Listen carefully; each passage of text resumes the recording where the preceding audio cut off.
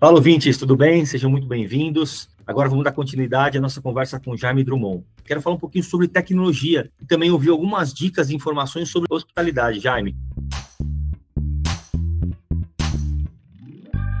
deixa eu te perguntar agora um ponto muito importante, acho que está muito em voga isso no setor. Como você enxerga a tecnologia hoje? E eu falo ela em todos os sentidos, seja numa IA, seja ela numa conexão, seja ela dentro do ambiente de um quarto. Como você enxerga a tecnologia nesse meio de hospitalidade, principalmente de hotelaria, e quanto a gente está atrás ou na frente realmente do mundo, né? Dos outros países que têm foco também em hotelaria. A gente está muito distante desses países?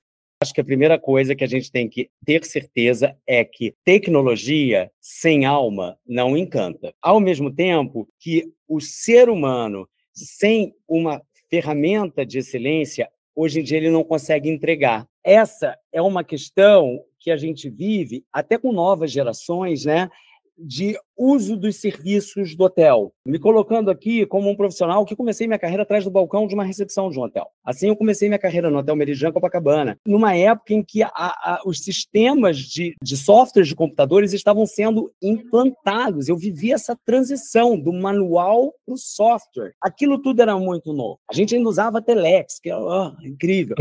Eu venho de uma outra fase da hotelaria e vi isso surgindo aos poucos. E percebo como hoteleiro, viajando, interagindo, experimentando, investigando serviços, o quanto às vezes é difícil, e eu digo isso não aqui só no Brasil, para esses profissionais conseguirem se desprender da tecnologia para lembrar, opa, eu sou mais importante que a tecnologia. Para não dizer assim, o senhor pode fazer isso por WhatsApp que eu já respondo. Não! Se esse hóspede desceu e está ali na nossa frente, é o momento que eu tenho para interagir, porque nem todo mundo quer falar só de maneira eletrônica. A tecnologia vai nos ajudar cada vez mais, ela vai nos facilitar, como ela vai facilitar o mundo do turismo, do agenciamento de viagens, ela vai trazer muitas facilidades, mas o humano, ele é fundamental. Daniel, olha 2 exemplos, vamos pegar aqui dentro da nossa área de hospitalidade, que eu considero grandes concorrentes de outros setores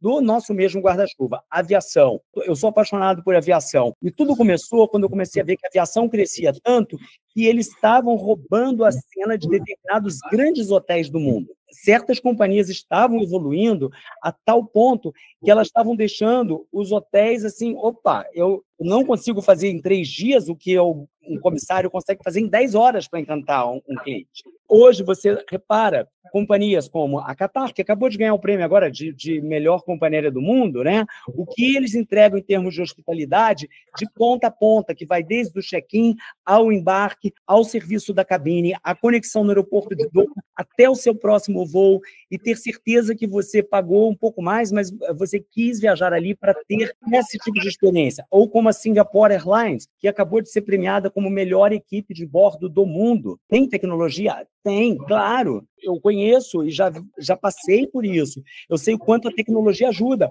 Eu estar embarcando com a Singapore Airlines, daqui a pouco o meu aplicativo está falando, o voo do senhor está com um pouco de atraso, desculpe. Aí eu chego na sala VIP, a pessoa que me recebe já fala comigo, Drummond, eu lamento muito que o seu voo para Delhi está atrasado. E eu sei que o senhor tem uma conexão chegando em Delhi. Nossa equipe de Delhi já está avisada para poder auxiliá-lo em tudo que for preciso no seu desembarque, para que o senhor não perca a sua conexão. A tecnologia foi usada, mas ela precisou dessa alma. Saber se comunicar usando da melhor forma a tecnologia nos torna imbatíveis. Eu acho que isso é o melhor exemplo. Você falando isso, eu fico aqui imaginando, sabe, uma coisa corriqueira que eu acho fantástico, quando você se hospeda frequentemente num hotel e você vai ao bar ou vai ao restaurante, bem-vindo, senhor Daniel, bem-vindo, senhor Jaime. Eles recordam isso, porque eles estão acostumados com você e eles sabem que é muito mais prazeroso eles darem um aperto de mão do que qualquer outra coisa. Exatamente. É muito fácil. E assim, isso é tão fácil a gente usar. Eu estava falando outro dia com um cliente nosso, né? Ele é um cliente de tecnologia, ele faz implementação de redes nos hotéis, ele falou uma coisa muito interessante. Ele falou, hoje o hóspede, ele não preza só pela uma cama boa, só pelo um chuveiro gostoso ou pela internet. Ele preza pelo bom dia que ele recebe e o boa tarde que ele recebe, né, que ele recebe na hora de ir embora. Isso daí marca qualquer pessoa, porque ele sabe que vai ter um colchão gostoso, que ele vai ter um chuveiro bom e que ele vai ter uma internet que funciona. É o mínimo que a gente espera. Mas quando ele é recebido pela camareira, oi, senhor Daniel, o senhor está bem? Coloquei aquela toalha que o senhor gosta.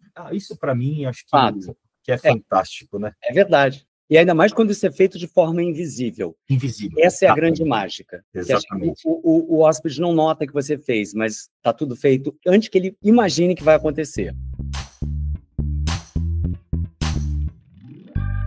Linkando tudo isso, né? Eu acho que tem muito papo. A gente, se pudesse, ficaria aqui o dia inteiro conversando com essas suas experiências maravilhosas. Mas eu queria ouvir um pouquinho da tua experiência. Como que é viajar mais 70 países, entender, se programar, se organizar? Isso é uma coisa muito legal. Eu particularmente, gostaria muito de saber como que você se organiza, se programa, quantos meses ou dias antes você se programa para fazer uma viagem.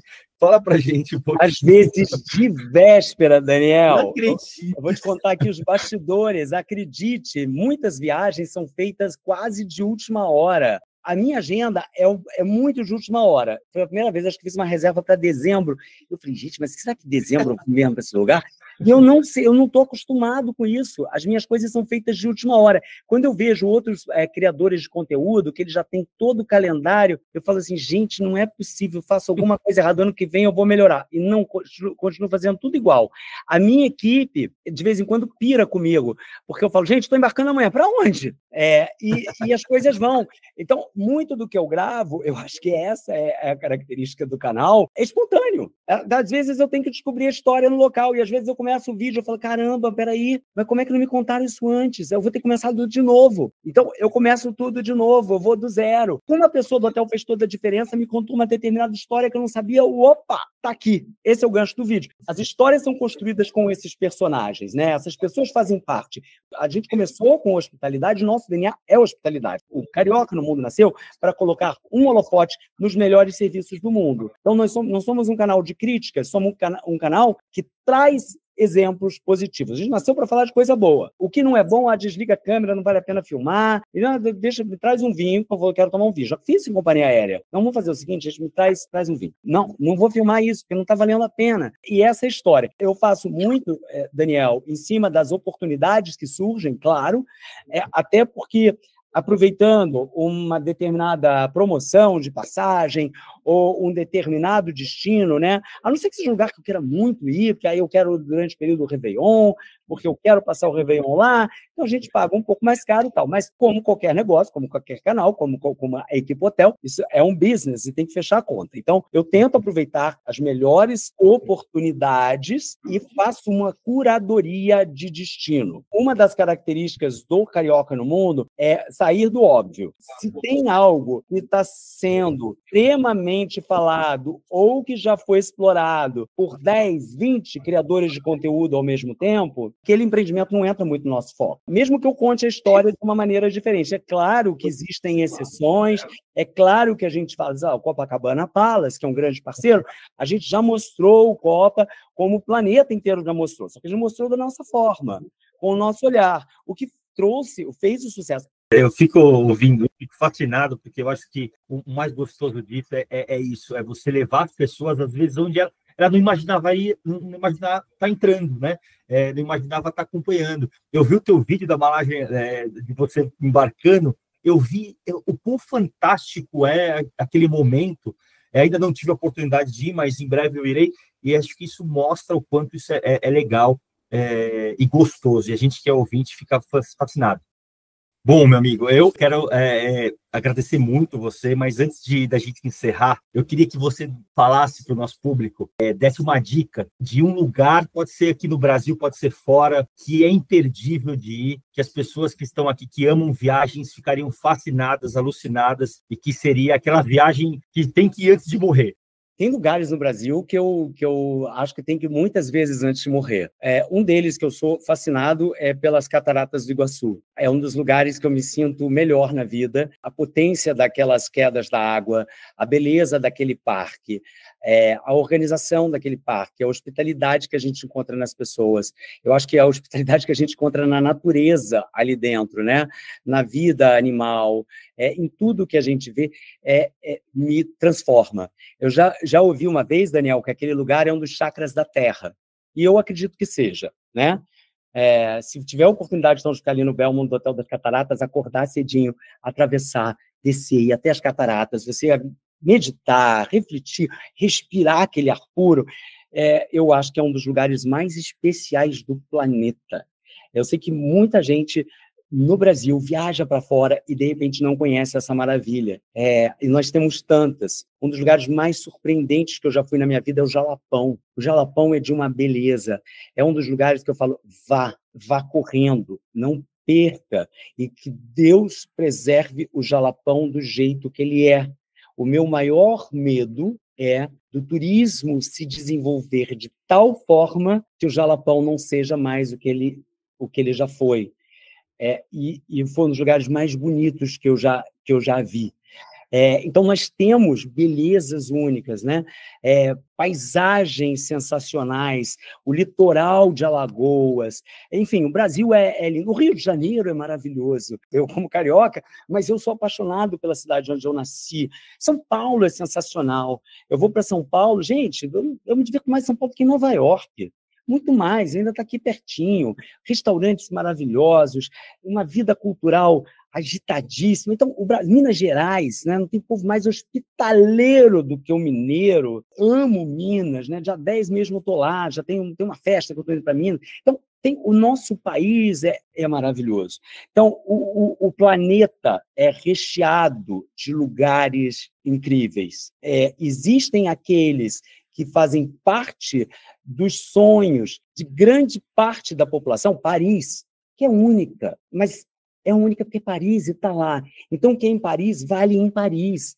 Eu não posso trazer Paris para o Brasil. Ou a Tailândia, que é um dos melhores exemplos de hospitalidade que eu conheço, em todos os sentidos, né? Que é um destino que não para de crescer. Bangkok é a cidade que mais recebe turistas estrangeiros no mundo há 10 anos consecutivos. Eles receberam, se eu não me engano, 36 milhões de turistas no ano passado. É mais do que Paris, mais do que Londres, mais que Nova York, mais que Dubai. E está lá. Eu falo às vezes, eu tenho a Isabel, nós trabalhamos juntos desde que eu comecei minha carreira, e hoje em dia a gente está aqui, a gente dá palestra, workshop. Eu falo, Isabel, toda vez que eu estou em Bangkok, eu falo, para tudo, não faz curso, esquece Cornell, esquece Los Angeles, esquece tudo, vem, passa um mês em Bangkok, está tudo feito aqui. Você tem uma pós-graduação, está tudo lá. É só a gente... Então, é um investimento para quem é apaixonado pelo setor, para quem ama hospitalidade.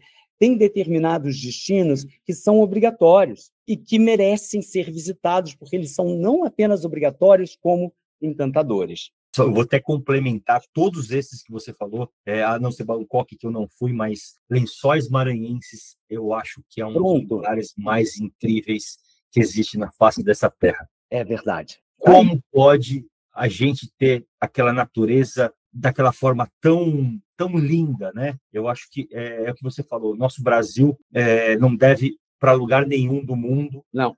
O nosso povo também não deve para nenhum lugar do mundo, e eu acho que nós temos as melhores pessoas e as melhores condições para a gente poder criar um turismo acessível para o mundo, e principalmente para o povo brasileiro, né? Eu acho que esse que é o caminho, certo? Mais ainda, eu vou além. Acho que eu quero provocar um pouco, trazer uma questão sustentável, porque o Brasil precisa acordar para um segmento que é o do ultraluxo, que nós não acordamos ainda. O segmento ultraluxo, ele é muito mais focado na sustentabilidade e no desenvolvimento da sociedade, da economia, das pessoas e da preservação da natureza. A gente está falando de 3% apenas do fluxo de turismo, mas esses 3% representam 17% do que o turismo movimenta no mundo em termos de receita. E nós temos vários países que podem servir de exemplo com características muito semelhantes ao Brasil, a Tailândia é um deles, que abriu o olho para isso,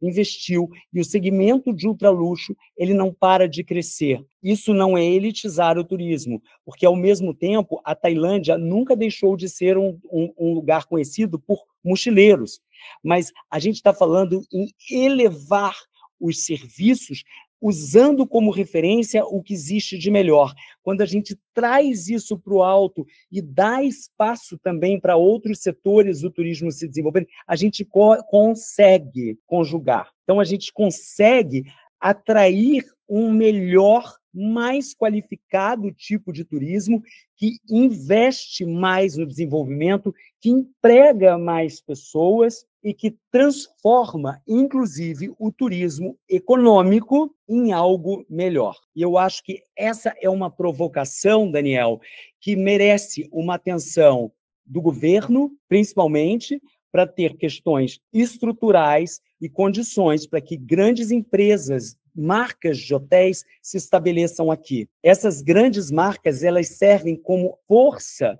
de atração de determinados clientes. Quando você tem um Four Seasons numa determinada cidade, e esse cliente viaja, às vezes, por causa daquele hotel. Quando você tem um Aman Resort em determinado destino, a pessoa vai até as Filipinas por causa do Aman Resort. Ou isso ajuda a transformar um destino e faz com que ele se desenvolva. E o Brasil tem, uma das questões que você falou, um grande preconceito em relação a isso, em geral, não só ao turismo de ultraluxo, mas um preconceito acreditando que nós estamos elitizando um setor. E não é elitizar, é sim trazer exemplos e que permita com que esses exemplos nos ajudem a desenvolver o turismo no país. É uma pena que a gente tem que acabar, que senão eu ficaria conversando teremos outras oportunidades, Daniel, com certeza. Você é nosso convidado de honra, com o maior prazer, durante a Equipotel, que vai acontecer agora em setembro. Jaime, eu quero te agradecer muito pela tua presença. Quero aqui que você deixe seus recados finais para o nosso público que está... ele respira turismo, respira hospitalidade, e é muito importante ouvir pessoas como você, que além de ser pessoas que vivem esse momento, sabem muito bem o que está falando, né? Acho que a gente precisa de mais pessoas assim, pessoas que colocam as suas características dentro dessa personalidade que a gente mais entende que é possível, que é você transformar o turismo, transformar a hospitalidade e ser referência. Teu recado aqui para as pessoas que nos estão ouvindo, e quero deixar aqui o meu convite para que você esteja com a gente em 16 a 19 de setembro, no Equipotel, como uma referência que eu adoro muito, não só eu, mas a maioria do nosso público. Será um prazer, Daniel. Eu que agradeço a você, a toda a equipe da Equipotel. Parabéns por esse trabalho maravilhoso e saber que esse evento não para de crescer e não para de se desenvolver. Vocês não estão... Eu vi uma época da Equipotel que era um lugar onde nós visitávamos para descobrir novos fornecedores, e hoje vocês estão investindo no conhecimento, no desenvolvimento do setor, né? E no que é mais importante, que é nessa visão de hospitalidade, trazendo uma visão internacional e dando essa oportunidade, né, a pessoas como eu e tantas outras de participarem aqui também. Eu que agradeço. O meu recado é acreditar no sonho. Se você ama hospitalidade, acredite, invista. E é o que eu falava para os meus alunos, eu nem sempre posso e pude na minha vida experimentar o que existia de melhor, e nem sempre o que é mais caro é melhor. Isso não tem nada a ver com hospitalidade, não tem nada a ver com preço, não tem nada a ver com valor financeiro, ela tem a ver com alma, tem a ver com o que a gente oferece. E sempre que eu posso, eu entro num hotel. Hoje em dia, só de entrar num hotel pelo lobby, passear, entender e tal, não sei o quê, eu já na prática, a gente já entende o que é o conceito. Mas eu visito, eu viajo, eu invisto nesse meu conhecimento, na minha área, no meu setor, para poder aprender e compartilhar com as pessoas. Eu acho que esse é o grande investimento que todo mundo que trabalha na área deve fazer. Se você não pode, mas você pode entrar para visitar. Você pode entrar e conhecer. Então, é um lugar público, é um lugar inspirador, como tantos outros estabelecimentos no mundo. Então, não tenham medo, sejam bem-vindos. Exato, não tenham medo, sejam bem-vindos. Ótimo, ótima frase.